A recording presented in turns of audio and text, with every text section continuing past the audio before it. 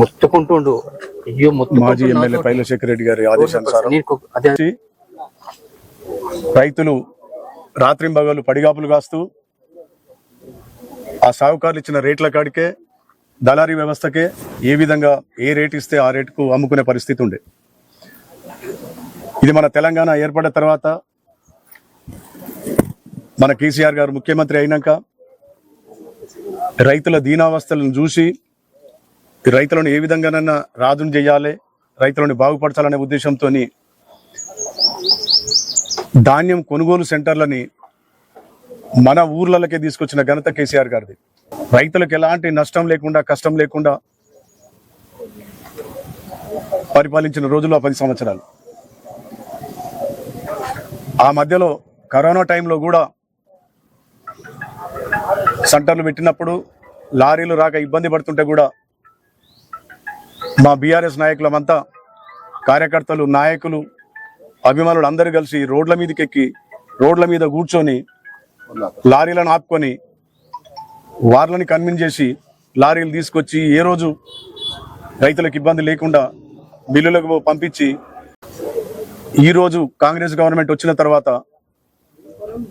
Government norms ప్రకారంగా 40 కిలోల 600 గ్రాములు జోకాలి. 600 గ్రాములు బస్తా బరువు, 40 కిలోలు వడ్ల బరువు వడ్లు.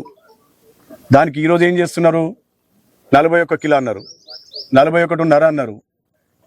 ఇప్పుడు కొన్ని సెంటర్లలో చెప్తున్నది ఏంటంటే 42 అంటున్నారు, 43 అంటున్నారు.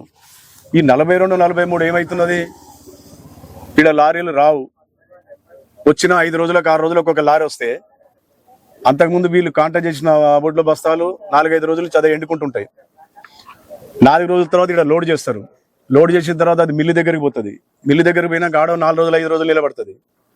మిల్లు కాడ కాంటేస్తే బాబు ఇది 1 కిలో 2 కిలో తక్కువ వస్తుంది అంటాడు. దాని తర్వాత వాడు తాలున్నది ఇంకో 2 కిలోలు కావాలంటాడు. ఇదంతా ఏంది? నాయకులు, అధికారుల లోపాయికారి ఒప్పందం వల్ల రైతులని తీవ్ర ఇబ్బందులు చేస్తూ వెనకటికి ఎప్పుడో తెలంగాణ రాకముందుకు పడ్డ కష్టాలన్నీ ఈ 2 సంవత్సరాల రైతులు చూస్తున్నారు. మళ్ళీ కళ్ళం కాడికి వచ్చిన తర్వాత ఒడ్లు తీసుకొచ్చి పట్టి as per norms, government norms ఏ విధంగా అవుతున్నాయో ఆ విధంగా ఉన్న దాంట్లో ఈరోజు బీబీనగర్ మండలంలో దాదాపుగా కొన్ని గ్రామాలు, 2-3 గ్రామాలు మూసి పరివాహక ప్రాంతం తప్ప మిగతా అన్ని ఏ గ్రేడ్గా పోయిన సందర్భాలు ఇదివరకు అన్ని ఉన్నాయి. బి గ్రేడ్ కూడా సరే అని వడ్లు ఇస్తే అది 42 కిలోలు అంటారు ఇప్పుడు ఈరోజు. ఇప్పుడు వీళ్ళ పరిస్థితి ఏంటంటే మిల్లు అయినా మిల్లు తీసుకోడు అంటాడు. ఒక్క బీబీనగర్ మండలానికి సంబంధించి ఒకటే మిల్లుకి ఎందుకు అలాట్ చేసిరో తెలియదు. ఇదివరకు ఎప్పుడైనా మండలం మొత్తంలో ఒక 6-7 మిల్లులకు అలాట్ చేస్తే ఫ్రీగా వెళ్ళిపోయేది వడ్లు. ఒక రైతు ధాన్యం తీసుకొని వచ్చిందంటే ఎక్కువ 4 రోజులు 5 రోజులలో ధాన్యం క్వింటాల్ జోకేసుకొని ఎవరి ఇళ్ళలో వాళ్ళ పనులు వాళ్ళు చేసుకునేది. ఈరోజు ఆ పరిస్థితి లేదు.